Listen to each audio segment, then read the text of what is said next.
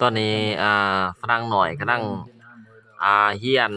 การสร้างกระติบเขาเนาะเพื่อสืบสานตำนานรักษาวัฒนธรรมสี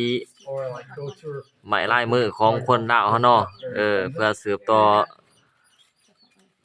จากรุ่นสู่รุ่นเนาะตอนนี้ก็ฝรั่งน้อยกำลัง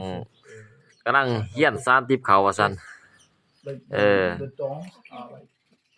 เข้าใจอย่างง่ายดายเนาะแต่ว่ามันสิยากก็คือว่าสิเข้าใจอย่างง่ายดายว่าซั่น ตอนนี้ที่อยู่ร้อนเปื่อยเนาะตอนนี้โอ้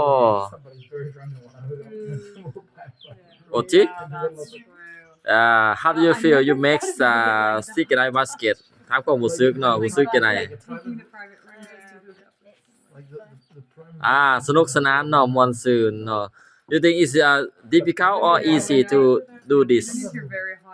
ง่ายบ่ได้ยากซะนี่difficult yeah ยากหลายว่าซั่นเนาะ But you can do it แต่ว่าก็เฮ็ดได้เนาะโอ้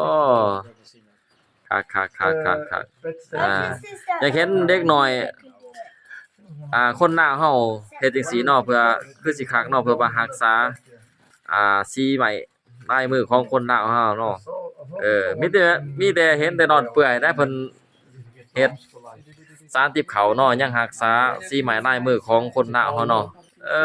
แม่ใหญ่แล้วก็เฮ็ดคักเว้ย Okay very good เย้ยคักหลายซะเนาะโชคดีบ๊ายบายเนาะ